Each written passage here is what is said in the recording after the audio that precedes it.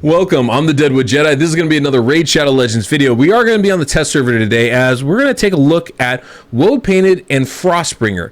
Now, I was on stream like a week or two ago playing with these two, trying to figure out, hey, are they good? Where are they good? Because they recently had their kits changed. Woad-Painted now has one of the best healing mechanics in this game. It's really insane. She's got a nice cleanse ability, reflect damage especially. Really good stuff. And Frostbringer still doesn't bring the frost, but what she does is she brings heal reduction, decreased defense, and does an even better job of that than she did before. So now I think these two champions are very viable, but they're not going to be good for the late game. They're not going to be good for end game for sure. I'm never going to really use them on my account. But where I do think we can use them, and I think to really good effect, is in progression. Now, I would still generally prefer champions like Apothecary or even maybe a High Katoon to a Frostbringer for most content, but for Fire Knight, she's going to be especially useful. And Woad-Painted is going to be really a top-tier champion for progression when it comes to Fire Knight. Once you get to stage 20, there's probably going to be some better options as far as approaches to go, but if you're struggling with it, if you don't have an allure especially, she is going to be one of the best champions you can bring for Fire Knight because of her reflect damage. So I'm going to break all of that down, how we use them in these stages. And normally when I do a champion spotlight, I bring these champions in a lot of different areas of the game so you can see the pros and the cons and where you're going to use them, where you're not going to use them. I don't think that's really necessary here. I think where you're going to use these champions, if you're going to level them up, is because you're struggling with Fire Knight and you need to get better at it. And you probably just don't have a lot of other options. So we're going to take them into Fire Knight. I actually try to limit my gear a lot on this. Now, I still have a pretty full Great Hall, not quite max, but pretty darn close. So there are limits to what I can, do as far as, keeping my gear level low. I still only have the gear that I have, but I didn't roll most of it up, right? I think speed boots and crit rate gloves are pretty much all I rolled up. And so I try to keep it to a reasonable level so you guys can see, hopefully compare it to your account a little better. I also try not to bring in any legendaries, and I think I only bring in one other epic to kind of keep the, the champion level down as well. So you guys have an idea of that. So I'm doing my best here as far as that goes. Hopefully that's enough for you guys. But yeah, so let's go ahead and go into Fire Knight. We'll talk about the skills a little bit. Then we'll look at the gear that I have for all these champions, and then we'll do the run. And hopefully what we'll be doing by going to Fire Knight 20, you'll be able to extrapolate and see how can I use these champions in various parts of the game based on my account, based on your account, I guess I should say, and really understand, is this a champion you want to level up or not? And if it is, let me know in the comments below. I'd actually be interested. How many of you guys are, after seeing this, are like, you know what? Woad-Painted somebody I want, or Frostbringer somebody I want. Interested to hear. And of course, the other thing you guys can do is hit that subscribe button and the notification bell so you don't miss another one of these awesome videos. And if you like today's music, Soundstripe link is down below in the pinned comment and description. So as we go into this, I do want to show you guys the gear that they're wearing, but I also want to look at the skills, specifically for Frostbringer and Woad-Painted, because that's really what's going to dictate where we use them. And these skills work particularly good for Fire Knight, and so it's worth going over. Frostbringer especially, I think her A1 brings a lot to the table as far as Fire Knight goes because it has a heal reduction on it. And heal reduction is huge. Once that shield breaks on the Fire Knight, he's going to heal up if he ever puts that shield back up. And so we want to make sure that doesn't happen so we don't lose the damage we did. And then her A2 is really great because it's going to give us a decreased defense, which is just a valuable skill to have, whether we're talking about the waves or we're talking about the boss himself. That is something that is really, really valuable to have on our champion. And then, of course, we have that A3 ability with the increased speed buff. And that is very, very helpful for us because it's going to make us so we have more turns. And things like that, when you're going against the waves, when you're going against the boss, make a world of difference for us. This is why I think Frostbringer has such a good all-around kit, especially for Fire Knight, but also for any of the dungeons that we're going in. Now, as far as her gear, I really try to keep everybody as limited as I can to kind of simulate the kind of gear that many of you might be having out there. So you'll see most of this gear isn't rolled. If it is rolled, it's it's going to be counterbalanced. So we have a level 16 chest piece. It's going to be counterbalanced by a level 8 glove, and most of the speed boots are the one thing that I do have up to 16. You can see I have her with 237 speed, which is a lot, but not crazy because I don't have crazy pieces on any of these gears. It is something that is attainable. 219 accuracy to land those debuffs. Otherwise, it's just sustain. Defense and HP is what we're focused on here. And that's her job. Now, as far as masteries go, we're going down Giant Slayer as well as the defensive tree just to kind of survive a little bit more, and with the Giant Slayer deal a little bit of damage to the boss. When it comes to Woad-Painted, she of course has a very good kit. Now really her A1 isn't going to do a lot for Fire Knight, right? It does a block active skills, which is fine for the mobs and stuff, but it is a double hit ability, and that's going to help knock down that shield. That's really good. The A2 is going to give us reflect damage, and that's a really nice ability, especially for the boss, because every time they hit us, we're going to reflect those hits back. So if we have reflect damage on 5 of our champions, that means we're already getting 5 hits on that shield before anybody's actually taking a turn. So it's one of the best ways to get through that shield of the Fire Knight quickly. That's why she's so good for this particular dungeon, on top of her massive healing ability, right? Where she heals full with that A2 and then heals her allies half of whatever's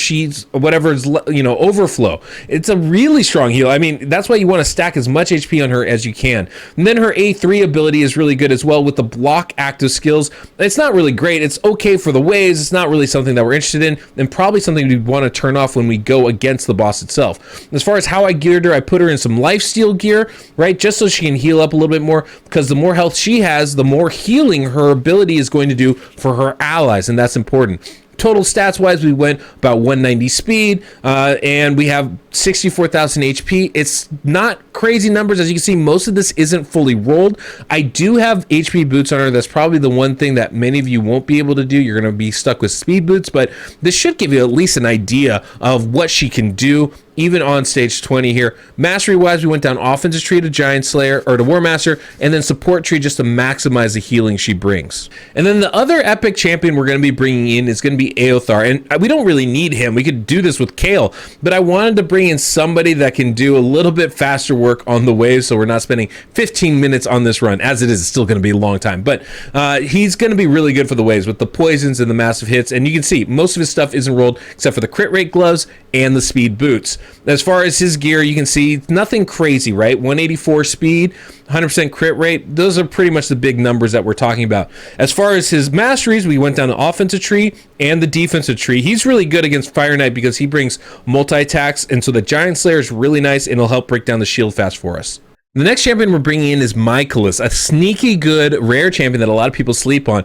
You can see I don't have hardly any complete sets. I have one immortal set on him, one health set, but that's about it. We're going 176 speed, 48,000 HP. His job is just to keep everybody alive with a little bit of healing and an ally protection ability. So this is going to be a very safe build here. As far as the masteries, I did go down defensive tree down to help share some of the damage down to bulwark, and then went down the support tree as well just to maximize the healing abilities that he has. Then, of course, we have Reliquary Tender. She is a great champion to have, but she's a healer and a cleanser. So the goal, be fast and survive. And that's what we tried to do here. 208 speed, 192 accuracy to land some of that decreased accuracy she brings, and a fair amount of HP and defense just so that she doesn't die and can actually revive the people that do go down for us. Support tree, defensive tree. As far as masteries go, that's exactly what we're trying to do here. Nothing really crazy about her build.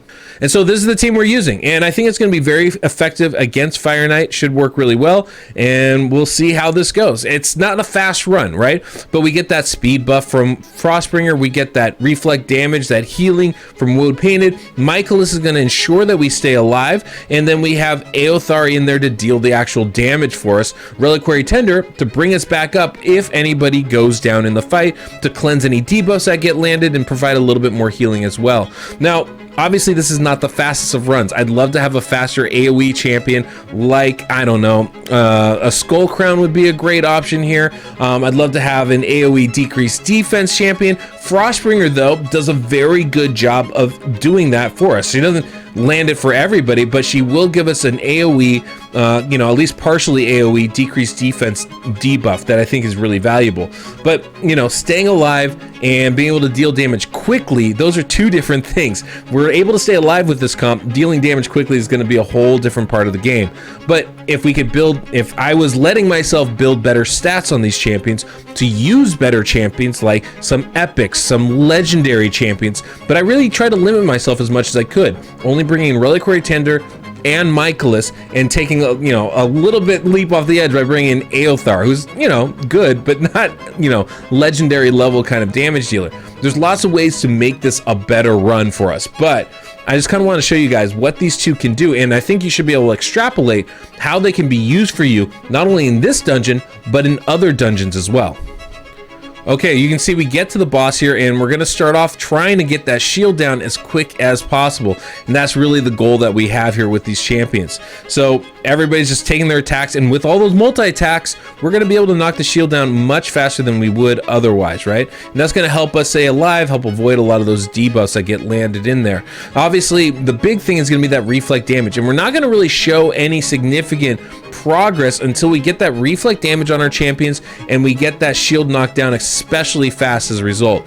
There you go, from Woad-Painted it goes up, she does a big heal so we stay alive. That's one of the great parts from her. And Eothar's really good against the boss because he not only has the multi-attacks and can deal actual solid damage too if he's built for it, but lands a lot of poison debuffs as well. And so there you go, that reflect damage hits, the shield gets knocked down from 10 to 5 instantly, and everybody kind of goes. It only takes a few more attacks after that to break the shield, and then we can start dealing damage, start landing debuffs, and take this boss down super quick. And that's the goal here. I mean, it took us about 7 minutes to get to the boss, so obviously this is not a top-end team, but that's not the point here. The point here is just to show you, hey, Woad-Painted, Frostbringer, they're solid champions for this boss, will help keep you alive and get the job done.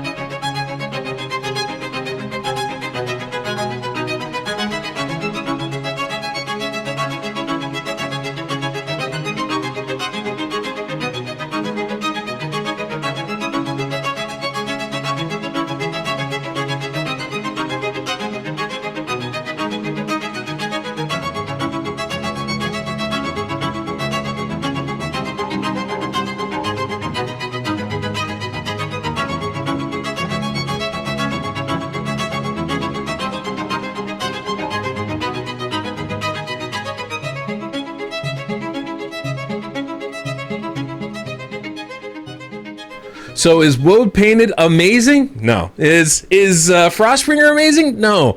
But you know what? I used Frostbringer when I was first coming up to help me with Fire Knight, and she was incredibly helpful for that. With the changes that have been made to her kit, she's even better now than she was then. Woad-Painted, I think, is going to be a excellent champion for progression. That healing she gives is outstanding. It's really one of the best healing mechanics in the game now, and that reflect damage is huge for the bosses in Fire Knight. It's so big. I remember having to use counterattack, which makes you run super slow. I even used Warden, who's just not that good, in kind of the same role as Woad-Painted. She's a much better choice than bringing a Warden into your team. Definitely somebody you don't want to sleep on. Now, Woad-Painted, Frostbringer, neither one of them are going to be end game champions, so don't feel bad if you're already past the stage where you even bother leveling them up. But I think for progression, especially if you're struggling in Fire Knight, the two of them could be good options for you. There's definitely better speed options than Frostbringer. This buff, this patch did not make her great in any sense of the word, but it makes her viable, and I think that's a big thing. And if you're like what I was when I first started, she was one of my only speed champions. She's now going to be really good for this, especially because she does bring that heal reduction, which is so important against Fire Knight. And the Woad-Painted's kind of a similar thing. She has more utility. That healing ability of hers is pretty insane, honestly, but it's not going to be something that's going to replace some of the best healers that we already use in this game. So if you're in the late game, the end game, you're obviously not going to use her. But if you're early on, I remember using War Priest for the longest time as my healer. she's going to be much better than her. She does have a cleanse, she does have a huge heal, and the reflect damage is just icing on the cake. I could see her actually being pretty solid in places like Arena as well if you're early up in this game. So hopefully this video gave you a little insight into these two champions, and yeah, maybe a little bit of a different way of approaching Fire Knight as well. So that's what we got for today. Hopefully you enjoyed this, and until next we meet, I'm the Deadwood Jedi.